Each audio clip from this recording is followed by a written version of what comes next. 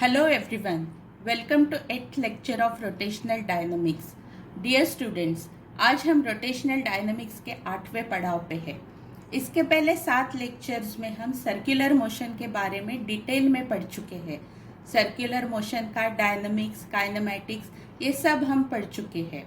क्योंकि rotational motion पढ़ने के लिए सर्कुलर मोशन आना बहुत ही ज़रूरी है.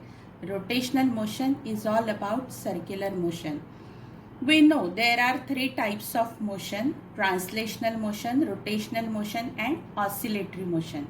Translational और rotational motion ये दोनों के बारे में भी हमको जानकारी है. We all have studied translational and rotational motion in detail in our previous standards.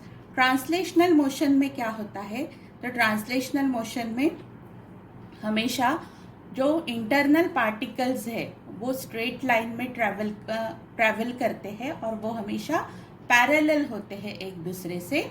तो ऐसे मोशन को ट्रांसलेशनल मोशन कहते हैं.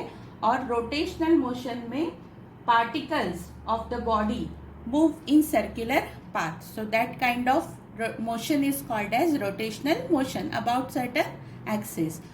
जो क्वांटिटीज हम ट्रांसलेशनल मोशन में पढ़ चुके हैं, like linear displacement, linear velocity, linear acceleration, वो ही टर्म्स रोटेशनल मोशन में भी है. तो ये जो सिमिलैरिटीज है टर्म्स की, ट्रांसलेशनल मोशन और रोटेशनल मोशन, इसे हम एनालॉजी बोलते हैं between the translational and rotational motion. Translational motion में सबसे पहले displacement of the particle is called as linear displacement and it is denoted by symbol vector s, as it is vector quantity. So the same displacement in rotational motion, क्योंकि rotational motion में particles are moving along a circular path, तो वहाँ पे displacement होती है through angles. इसलिए rotational motion में quantity वो ही है लेकिन उसका नाम अलग है and that is called as angular displacement and it is denoted by symbol vector theta. और एस और थीटा में क्या रिलेशन है? Linear displacement and angular displacement में रिलेशन है vector S is equal to cross product of theta and R, where R is the radius of the circular orbit. Displacement के बाद next quantity आती है velocity. We know velocity is nothing but it is rate of change of displacement. इसलिए हम लिखते हैं velocity is equal to ds upon dt. ये भी वेक्टर क्वांटिटी है. रोटेशनल मोशन में ये वेलोसिटी हम एंगुलर वेलोसिटी के नाम से जानी जाती है and it is denoted by symbol omega and it is rate of change of angular displacement. So it is d theta by dt and relation between v and omega is vector v is equal to vector omega cross vector r. मतलब v and omega के बीच में relation है कि v is equal to vector omega cross vector r. Third is linear acceleration. We know rate of change of velocity is acceleration. It is denoted by letter A in translational motion and it is dv upon dt. The same quantity in rotational motion is known as angular acceleration. इसका symbol है alpha. Vector alpha is equal to d omega by dt and relation between linear acceleration and angular acceleration is angular acceleration is equal to vector product or cross product of A and R. So A cross R. Similarly, next quantity in translational motion is F, that is force. Interrelated है. जब displacement होगी तो rate of change of displacement velocity, rate of change of velocity acceleration, acceleration के बाद में आती है force. कोई भी मोशन, ट्रांसलेशनल मोशन सेट करने के लिए जो क्वांटिटी लगती है उसे हम फोर्स कहते हैं. अगर फोर्स अप्लाई नहीं होता तो वो बॉडी ट्रांसलेशनल मोशन में सेट नहीं हो सकती. तो force is required to set any body in translational motion and it is denoted by F is equal to m into a. Force is equal to mass into acceleration. अब same quantity rotational motion में torque के नाम से जानी जाती है। हमारे daily life में हम एक्सपीरियंस करते हैं कि कोई भी अगर हम दरवाज़ा खोलते हैं तो दरवाज़ा खोलना मतलब क्या कि हिंजेस से पास से हम क्या देते हैं, फोर्स अप्लाई करते हैं दरवाजे को। तो हिंज क्या हो गई, एक्सिस हो गई, और एक्सिस से हम दूर मतलब जहाँ पे बोल्ट होता है वहाँ पे हम फोर्स अप्लाई करते हैं और दरवाज़ा खुलता है या बंद करते हैं। तो जो बोल्ट की जो पोजीशन है वो पोजीशन हमेशा कहाँ पे रहती है, दरवाजे के एंड पे रहती है, वो हिंजेस के पास कभी नहीं रहती। इसका मतलब क्या कि टर्निंग इफेक्ट देने के लिए दरवाजे को क्या ज़रूरी है, फोर्स अप्लाई करना ज़रूरी है, और वो भी जो एक्सिस ऑफ रोटेशन है उससे कुछ डिस्टेंस के बाद। इसलिए वो जो क्वांटिटी है जो रोटेशनल मोशन या कोई भी बॉडी को रोटेशनल मोशन में सेट करती है, वो क्वांटिटी को हम टॉर्क कहते हैं। यानी जो फोर्स है ट्रांसलेशनल मोशन में, वो ही फोर्स रोटेशनल मोशन में टॉर्क के नाम से जाना जाता है। And symbol for it is tau, and relation between force and torque is tau is equal to r cross f. So it is vector product of r and f. यहाँ पे r क्या है, r is the perpendicular distance of the body from the axis of rotation. तभी ही दरवाजा खुलेगा जब इस तरीके से दरवाजे को फोर्स अप्लाई करेंगे। तो टॉर्क क्या है, तो torque is nothing but it is the force, और just like a force which is required to set any body in rotational motion. और उसके बाद में जो हम आज के लेक्चर में जिसके बारे में हम पढ़ने वाले हैं वो क्वांटिटी आती है। अब ट्रांसलेशनल मोशन में किसी भी चीज़ का मास या इनर्शिया हम डिनोट करते हैं m से। मास मतलब क्या, it is the amount of matter content in a body. इसे दूसरी लैंग्वेज में इनर्शिया भी बोलते हैं। तो same quantity in rotational motion is known as rotational inertia और moment of inertia। डिटेल में और आगे आपको पढ़ाएंगे इसके बारे में। At this instant you just know I is nothing but it is the moment of inertia or rotational inertia, and the formula is also given, so I will explain it later। तो जो translational motion में मास की अहमियत है या जो mass है translational motion में, सेम है रोटेशनल मोशन में, which is called as moment of inertia. अब रोटेशनल मोशन पढ़ने के पहले रिजिड बॉडी क्या है ये जानना बहुत ही ज़रूरी है। तो रिजिड बॉडी मतलब क्या, यहाँ पे फिगर में भी बताई है कि एक बॉडी है जिसके अंदर दो internal particles A and B हमने कंसिडर किए हैं। ए पार्टिकल और बी पार्टिकल ये क्या हो रहे हैं, रोटेशनल मोशन में अगर इनको सेट करते हैं तो इनकी डिस्प्लेसमेंट θ1 एंड θ2 एंगुलर डिस्प्लेसमेंट बताई है यहाँ पे, और वो इंस्टेंट पे ए पार्टिकल की वेलोसिटी va है, linear velocity, and B particle move with linear velocity vb। तो ये जो डिस्टेंस है a एंड b, ये डिस्टेंस हमेशा रिजिड बॉडी में कांस्टेंट रहता है। तो रिजिड बॉडी की हम डेफिनेशन कैसे कर सकते हैं, तो it is a system of particles in which distance between each pair of particles, A B की क्या हो गई है, ये एक पेयर है, तो distance between each pair of particles remains constant with respect to time. कोई भी बॉडी, सख्त बॉडी, वो क्या है, रिजिड बॉडी है, and shape and size of the rigid body do not change during motion. तो रोटेशनल मोशन में ये चैप्टर में जैसे रॉड है, डिस्क है, रिंग है, जो हम ऑब्जेक्ट्स यहाँ पे या जो बॉडीज हम रोटेशनल मोशन में कंसिडर करने वाले हैं, all are considered to be rigid body.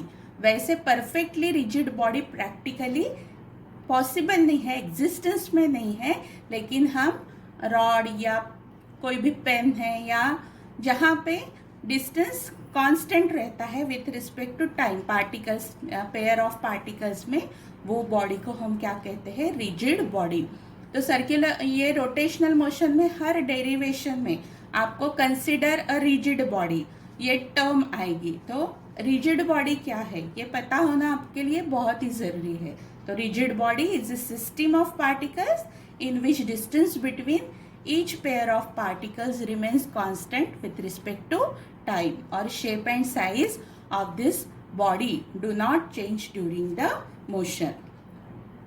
अब मोमेंट ऑफ इनर्शिया जो हमने देखा था अभी कि क्या है मोमेंट ऑफ इनर्शिया, तो ट्रांसलेशनल मोशन में जो मास है वो मास रोटेशनल मोशन में हम मोमेंट ऑफ इनर्शिया ये क्वांटिटी से डिनोट कर सकते हैं। तो फिजिकल सिग्निफिकेंस क्या है मोमेंट ऑफ इनर्शिया का, कि जो क्वांटिटी ट्रांसलेशनल मोशन में मास है, the same quantity in rotational motion is known by moment of inertia. तो मोमेंट ऑफ इनर्शिया के लिए एक्सप्रेशन निकालने के लिए हम सबसे पहले क्या करते हैं कि to derive an expression for the rotational kinetic energy. तो यहाँ पे क्या की है हमने, we have considered a rigid body of mass m, capital M, rotating with constant angular velocity omega about an axis passing through this center and perpendicular to the plane of the paper as shown in this figure. तो ये point से क्या है, ये axis pass हुई है and this body is moving with angular velocity omega. अब हमने क्या किए हैं, we have considered different particles in this rigid body. तो सपोज ये एक पार्टिकल है जिसका मास क्या है, m1 है, which is at a distance r1 from the axis of rotation. Then we have considered this second particle m2 which is at a distance from r2 from the axis of rotation, और n particle हमने assume किया है कि ये जो body है, ये body में कितने पार्टिकल्स है, n नंबर ऑफ पार्टिकल्स है। तो लास्ट वाला पार्टिकल अज्यूम किया है कि जिसका मास क्या है, mn है, and which is at a distance Rn from the axis of rotation. तो यहाँ पे जैसे ही ये ऑब्जेक्ट रोटेट होता है तो सभी जो पार्टिकल्स है, यहाँ पे 3 कंसिडर किए हैं, लेकिन जो n नंबर ऑफ पार्टिकल्स है, all particles perform uniform circular motion with same angular velocity but their linear velocities are different. Rigid body का कंसेप्ट पढ़ाते वक्त ही मैंने बताया था आपको, वहां पे दिखाया भी था कि एंगुलर वेलोसिटी इनकी कांस्टेंट रहती है, लेकिन ये अलग अलग डिस्टेंस पे है एक्सिस ऑफ रोटेशन से, उसकी वजह से उनकी लीनियर वेलोसिटी क्या है, हर एक पार्टिकल की अलग अलग है। तो सपोज ये फर्स्ट पार्टिकल है जिसकी हमने distance r1 and mass m1 consider किया है, तो हम कंसिडर करते हैं कि इसकी लीनियर वेलोसिटी क्या है, v1 है, इसकी v2 है सेकेंड पार्टिकल की, एंड n पार्टिकल की कितनी है, vn। तो रिलेशन हमको पता है linear velocity and angular velocity का क्या है, v is equal to r omega. तो वो ही रिलेशन सभी पार्टिकल्स के रिस्पेक्ट में हम लिख सकते हैं, v1 is equal to r1 omega, v2 is equal to r2 omega, and vn is equal to rn omega, and so on. तो ये सब पार्टिकल्स की ट्रांसलेशनल काइनेटिक एनर्जी अब हम लिख सकते हैं। तो सबसे पहले पार्टिकल की लिखेंगे। तो ट्रांसलेशनल काइनेटिक एनर्जी क्या है, जो वेलोसिटी, लीनियर वेलोसिटी की वजह से आ रही है। तो फर्स्ट पार्टिकल की हम सपोज लिखते हैं कि translational kinetic energy 1 of first particle. तो उसके लिए भी हमको एक्सप्रेशन पता है विच इज हाफ mv²। अब ये फर्स्ट पार्टिकल है इसलिए हमने mv1 स्क्वायर लिखा है, m1 v1 स्क्वायर। तो यहाँ पे ये हो जाएगा half m1 r1 square omega square. वैसे ही सेकंड पार्टिकल की लिखते हैं तो क्या हो जाएगा, half m2 v2 square. So half m2 r2 square omega square. यहाँ पे ये m1 चाहिए, यहाँ पे m1, एंड सेकंड के लिए m2 यहाँ पे। तो similar will be the case of all the other particles. ये पहले पार्टिकल के लिए लिखा, फिर दूसरे पार्टिकल के लिए होगा half m2v2 square, and last particle के लिए क्या होगा हाफ mn स्क्वायर या half mn square omega. Omega सभी के लिए क्या है, कांस्टेंट है। तो रोटेशनल काइनेटिक एनर्जी, ये क्या लिखी थी हमने, ट्रांसलेशनल काइनेटिक एनर्जी। तो rotational kinetic energy will be the sum of all this individual translational kinetic energies.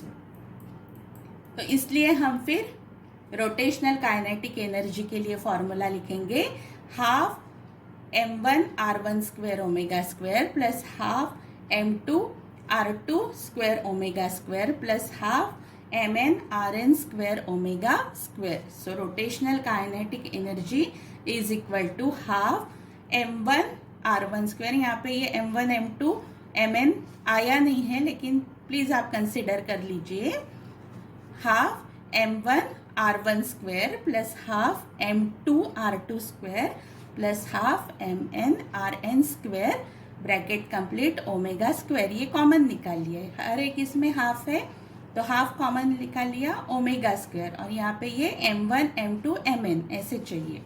तो rotational kinetic energy is equal to half I omega square. तो ये जो I है, ये I हमने, ये जो ब्रैकेट है, ये ब्रैकेट को हमने I से रिप्लेस किया है। तो यहाँ पे where I is equal to, ये क्या हो जाएगा m1r1 square plus m2r2 square plus mn square. So it is equal to summation of I tends to n।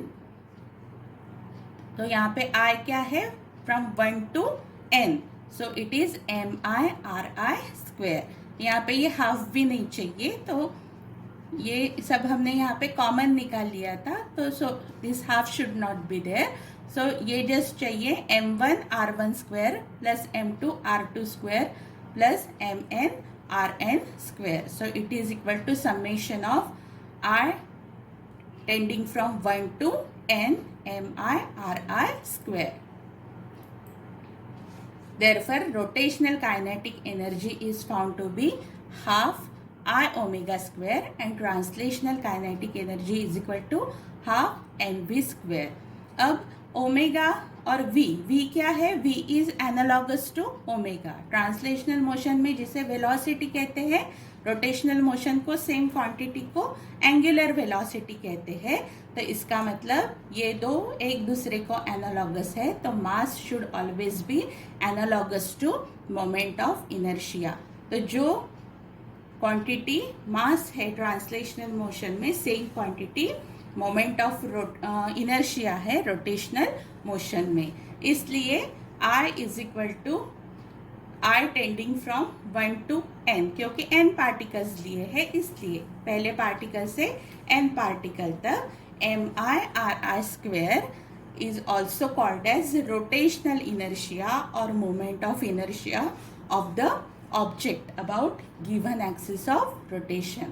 दूसरे वर्ड्स में हम इसको और कैसे डिफाइन कर सकते हैं, ये क्या है, समेशन मतलब सम, किसकी, सभी m r की।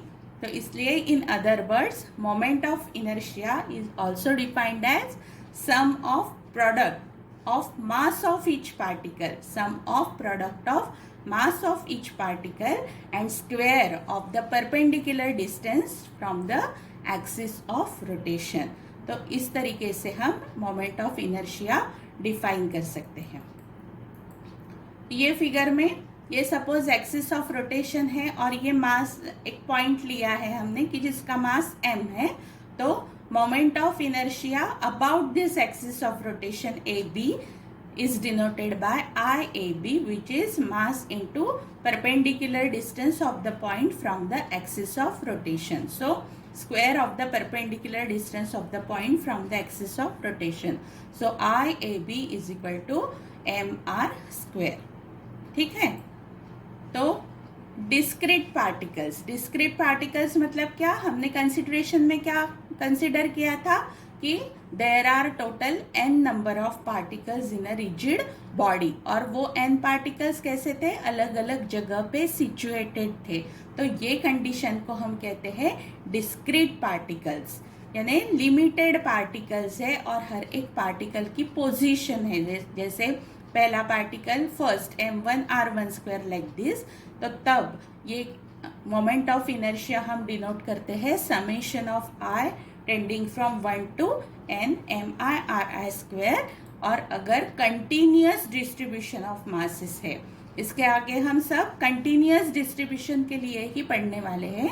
कंटिन्यूअस डिस्ट्रीब्यूशन मतलब क्या, कि वो बॉडी में सेम मास क्या है, डिस्ट्रीब्यूट है पूरे बॉडी में, तो वो डिस्ट्रीब्यूशन को हम कहते हैं continuous distribution of masses, everywhere same masses distributed. तो वहां पे ये समेशन साइन रिप्लेस हो जाती है इंटीग्रेशन साइन से, and we can write integration of r² dm, where dm is the mass of the small element of the complete body. So in this way we can write moment of inertia for discrete as well as continuous mass distribution. Moment of inertia I is equal to क्या है, mr² है, m का unit है kg, r is distance, so meter square. So unit of r is kg meter square and dimensions are m1, l2, t0. अब moment of inertia के फॉर्मूले से क्या होता है कि it is clear that it depends on मास, वो मास के ऊपर डिपेंड है, वो शेप के ऊपर डिपेंड है, वो साइज के ऊपर डिपेंड है, as well as it depends on the density of material of the body. उसके बाद moment of inertia also depends on distribution of the mass about the axis of rotation, and then it also depends on position and orientation of the axis of rotation. तो suppose एक ही body अलग अलग axis of rotation से अगर हम उसे rotate करते हैं तो उसका मोमेंट ऑफ इनर्शिया चेंज होता है. सपोज एक रॉड लेते हैं, वो रॉड को हम अबाउट सेंटर घुमाते हैं, तो उसके पार्टिकल्स का क्या होगा, distance from the centre half of the length है, तो मोमेंट ऑफ इनर्शिया ये केस में अलग होगा. अब axis of rotation passing through any one end of the rod अगर लेते हैं, तो वो केस में distance of the points from the axis of rotation total length of the rod हो जाएगी. तो ऐसे ही मोमेंट ऑफ इनर्शिया, दो बॉडीज का मास सेम है लेकिन एक्सिस ऑफ रोटेशन अलग अलग है तो भी अलग अलग आएगा. मतलब क्या है कि distribution of mass about axis of rotation as well as position and orientation of the axis of rotation, ये चीजें क्या है, मोमेंट ऑफ इनर्शिया के लिए इम्पॉर्टेंट है. ये चीजों में variation will also give different moment of inertia of the same body. अब ये सब डिस्कशन में हमने क्या अज्यूम किया था कि पार्टिकल्स क्या है, फाइनाइट नंबर ऑफ पार्टिकल्स है बॉडी में. जैसे काइनेटिक एनर्जी के लिए एक्सप्रेशन निकाला था तो हमने वहाँ पे अज्यूम किया था कि there are n number of particles. तो हमेशा in practice it is not possible that the body will contains the finite number of particles. तो तभी होमोजियस रिजिड ऑब्जेक्ट्स के लिए हम क्या करते हैं, summation sign we replace by integration sign and the moment of inertia then becomes integration of r² dm. If integrable mass distribution is not known, अगर integrable mass distribution पता नहीं है तो हम moment of inertia theoretically नहीं निकाल सकते, लेकिन we can determine it practically. अब moment of inertia of uniform ring. तो यहाँ तक हमने देखा कि मोमेंट ऑफ इनर्शिया का रोटेशनल डायनामिक्स या रोटेशनल मोशन में क्या रोल है. तो जो मास का रोल है ट्रांसलेशनल मोशन में, वो ही क्या है, मोमेंट ऑफ इनर्शिया का रोल है. लेकिन मोमेंट ऑफ इनर्शिया और मास ये दोनों सेम नहीं है. Mass is denoted bye m, लेकिन मोमेंट ऑफ इनर्शिया क्या है, वो m भी है and it is square of r also, mr². यानी वो मास तो है ही, मास पे डिपेंड करता ही है, लेकिन एक्सिस ऑफ रोटेशन ये भी बहुत इम्पॉर्टेंट है रोटेशनल मोशन में।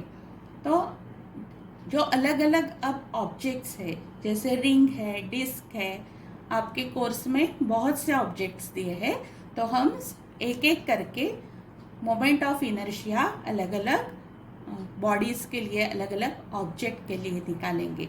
तो सबसे पहले कंसिडर करते हैं moment of inertia of a uniform ring. अब रिंग सबको पता है, रिंग मतलब क्या होती है, हॉलो सर्कल होता है। An object is called uniform ring if its mass is practically situated uniformly on the circumference of a circle. यानी रिंग में क्या होता है, हम हाथ में भी पहनते हैं, तो सब मास डिस्ट्रीब्यूशन कहाँ पे है, अलोंग द सर्कमफरेंस, यानी बाहरी एज पे ही है, अंदर से वो क्या है, हॉलो है। तो ऐसे ही अगर रिंग हम रोटेट करते हैं, उसके सेंटर से पास होके, एक्सिस कैसी है, it is passing through the centre and perpendicular to the plane of the ring, तो तब उसका मोमेंट ऑफ इनर्शिया क्या होगा। उसके लिए हमने क्या किया कि ये रिंग का एकदम छोटा सा स्मॉल एलिमेंट कंसिडर किया, यानी इसके बाद हमने सभी मासेस क्या कंसिडर किए हैं, कंटिन्यूअस मास डिस्ट्रीब्यूशन कंसिडर किया है। तो सेम ट्रीटमेंट हर एक ऑब्जेक्ट के लिए अप्लाई होगी। सेम ट्रीटमेंट मतलब क्या, हम क्या करेंगे, सबसे पहले एक छोटा सा एलिमेंट बॉडी का कंसिडर करेंगे, उसके अबाउट एक्सिस का मोमेंट ऑफ इनर्शिया निकालेंगे, फिर वो मोमेंट ऑफ इनर्शिया को इंटीग्रेट करेंगे फॉर द कंप्लीट बॉडी, और उसके बाद में वो जो आएगा वो फाइनल मोमेंट ऑफ इनर्शिया होगा वो ऑब्जेक्ट का। तो अब रिंग के लिए हम अज्यूम करते हैं कि रिंग का टोटल मास कितना है, कैपिटल एम है, and R is the radius of the ring. तो ये छोटा सा डीएम मास एलिमेंट के लिए मोमेंट ऑफ इनर्शिया क्या होगा, डीएम आर स्क्वेयर। अब कंप्लीट रिंग के लिए इंटीग्रेशन करेंगे, तो I is the moment of inertia for the complete ring about the axis passing through center and perpendicular to the plane of the ring। तो इसका integration लेते हैं, तो आर स्क्वेयर डी एम। अब आर क्या है, ये पर्टिकुलर रिंग के लिए कांस्टेंट है, तो उसको इंटीग्रेशन साइन के बाहर ले जाते हैं, तो it is I is equal to R square integration D M. और इंटीग्रेशन डी एम मतलब क्या, ये सभी छोटे छोटे छोटे छोटे एलिमेंट्स के मास की sum, which is the total mass of the ring. तो it is equal to I is equal to M R square. So in this way we can determine the moment of inertia of uniform ring. अब निकालते हैं moment of inertia of uniform disc. अब disc क्या है, तो disc जैसे ring हमने consider की थी, वैसे डिस्क क्या है, it is a 2 dimensional circular object. उसे उसकी जो थिकनेस होती है, वो थिकनेस यहाँ पे हमने निग्लिजिबल यानी वेरी स्मॉल कंसिडर की है। और ये क्या, it is said to be uniform. Uniform disc का मतलब क्या है कि इसका जो डिस्ट्रीब्यूशन ऑफ मास है वो क्या है, सेम है थ्रू आउट। मतलब मास पर यूनिट एरिया कोई भी जगह पे अगर हम कैलकुलेट करते हैं, तो थ्रू आउट रिंग में वो वैल्यू क्या होगी, सेम होगी। यही मीनिंग है यूनिफॉर्म डिस्क का। मास डिस्ट्रीब्यूशन क्या है, सेम है एवरीवेयर। इसलिए ये जो सिग्मा है, मास अपॉन एरिया, जो ये है डेंसिटी, उसे हम क्या कहते हैं, सरफेस डेंसिटी कहते हैं। In order to find out moment of inertia of uniform disc, यहाँ पे ये डिस्क कंसिडर की है which is moving with constant angular velocity omega. अब हमने क्या किया है कि ये जो डिस्क को अज्यूम किया है कि ये छोटे छोटे छोटे छोटे स्मॉल रिंग से बनी हुई है। तो this disc is made up of large number of small rings. तो एक एक एक एक रिंग करते करते ये पूरी क्या बन गई है, डिस्क बन गई है। तो ये डिस्क की एक रिंग सिर्फ हम कंसिडर करते हैं।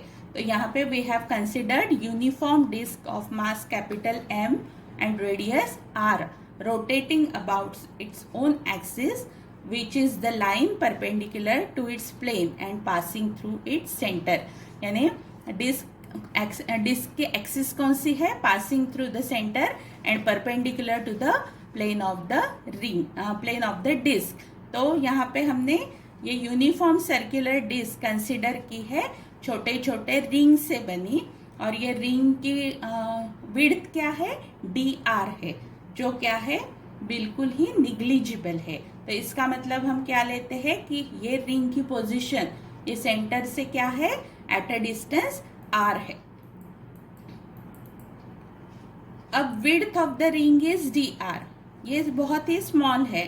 तो एरिया ऑफ रिंग निकालना है, तो एरिया ऑफ रिंग क्या हो जाएगा? 2 pi r dr. Therefore sigma is equal to क्या है? मास अपॉन एरिया है. यहाँ पे मास dm कंसिडर किया है हमने छोटा, तो 2 pi r dr. Therefore dm is equal to 2 pi r dr into this sigma. अब यहाँ पे ये एक ही रिंग के लिए हमने कंसिडर किया था. अब entire mass is at a distance r from the axis of rotation. So thus moment of inertia of this ring is IR is equal to dm r square. ये रिंग की radius क्या है? r है. Capital R क्या है? Complete radius of the disc है. And dr क्या है? विड्थ ऑफ द रिंग है. ये तीनों में भी आपको कंफ्यूज नहीं होना है. Small r is radius of the ring. Ring क्या है? डिस्क का हमने एक सिर्फ एलिमेंट, स्मॉल एलिमेंट जिसका मास dm है एंड रेडियस r है, वो कंसिडर किया है. तो वो छोटे से एलिमेंट का मोमेंट ऑफ इनर्शिया क्या है? IR which is equal to dm r square. अब पूरे डिस्क का निकालने के लिए लिमिट क्या है? फ्रॉम 0 टू कैपिटल R, यानी यहाँ से लेके यहाँ तक पूरे जो रिंग्स है, ये सभी रिंग्स के मोमेंट ऑफ इनर्शिया की sum will give the total moment of inertia of the disc. इसलिए I इज इक्वल टू हमने इंटीग्रेशन विथ लिमिट यहाँ पे अप्लाई किए हैं, तो 0 टू r IR. फिर IR की वैल्यू क्या है? dm r square. फिर dm की वैल्यू क्या है? 2 pi r dr into sigma.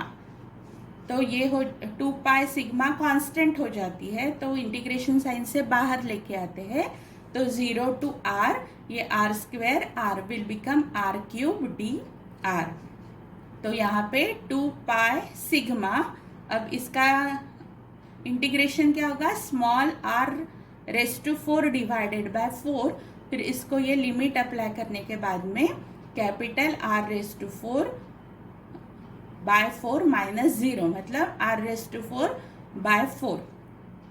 तो 2 पाई इंटू, अब सिग्मा की वैल्यू फिर से पुट की हमने, m divided by pi r square and this is r raise to 4 by 4.